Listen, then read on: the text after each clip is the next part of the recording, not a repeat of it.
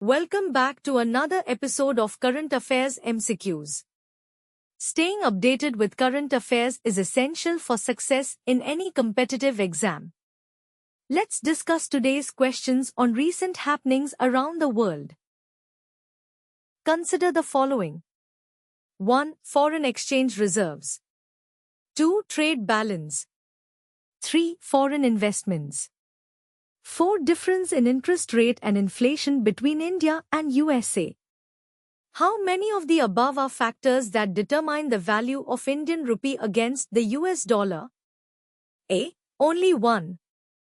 B. Only 2. C. Only 3. D. All 4. Answer is option D.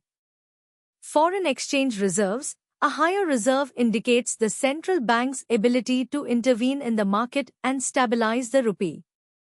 Trade balance. A trade deficit, when imports exceed exports, increases the demand for foreign currency, dollars, weakening the rupee. A trade surplus strengthens the rupee.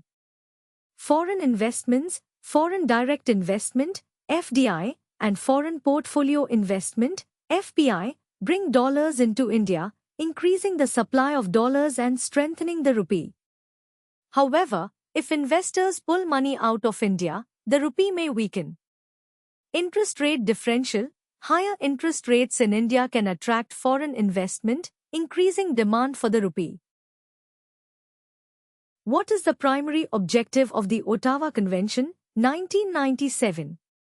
A. To regulate the production and transfer of nuclear weapons. B. To establish international rules for cyber warfare.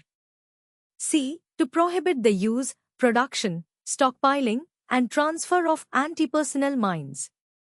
D. To control the global arms trade of conventional dynamite-based weapons. Answer is option C.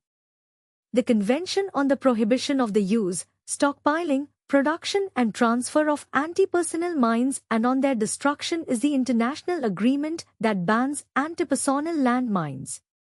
It is usually referred to as the Ottawa Convention or the Anti-Personnel Mine Ban Treaty. The convention was concluded by the Diplomatic Conference on an International Total Ban on Anti-Personnel Landmines at Oslo on 18 September 1997. Landmines come predominantly in two varieties, anti-personnel and anti-vehicle mines. Both have caused great sufferings and continue to kill and injure civilians and bystanders long after conflicts have ended. Anti-personnel mines are prohibited under the Ottawa Convention. Thank you.